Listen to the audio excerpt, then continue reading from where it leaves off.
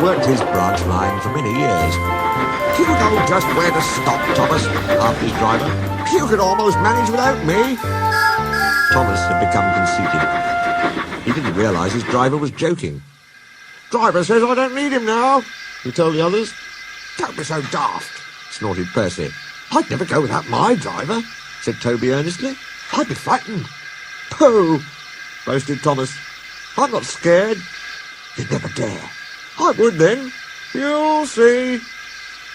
It was dark next morning when the firelighter came.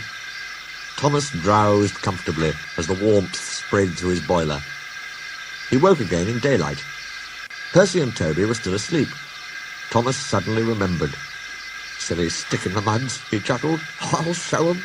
Driver hasn't come yet, so here goes. He cautiously tried first one piston, then the other. They're moving, he whispered. I'll just go out, then I'll stop, and wheesh. That'll make 'em jump. Very, very quietly, he headed for the door. Thomas thought he was being clever, but really he was only moving because a careless cleaner had meddled with his controls. He soon found his mistake.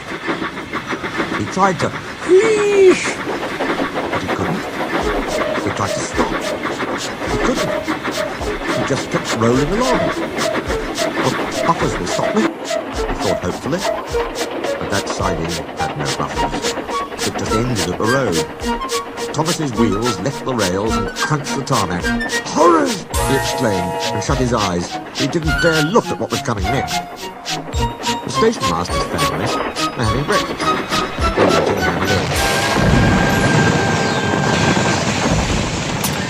There was a crash. The house rocked, broken glass tinkled, plaster peppered their plates. Thomas had collected a bush on his travels. He peered anxiously into the room through its leaves. He couldn't speak.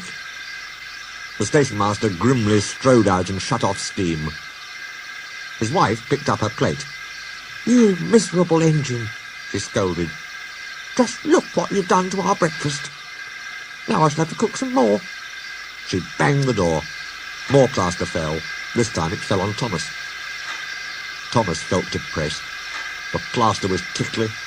He wanted to sneeze, but he didn't dare in case the house fell on him. Nobody came for a long time. Everyone was much too busy. At last, workmen propped up the house with strong poles.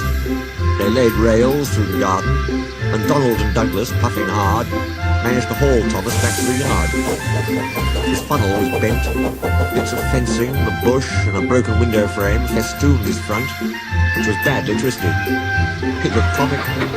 The twins laughed and left him. He was in disgrace.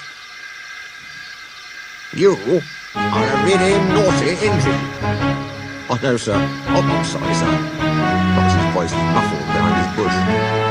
You must go to the works and have your front end mended. It'll be a long job. Yes, sir, faltered Thomas. Meanwhile, said the Fat Controller, a diesel rail car will do your work. Diesel, sir, Thomas spluttered. Yes, Thomas. Diesels always stay in their sheds till they are wanted.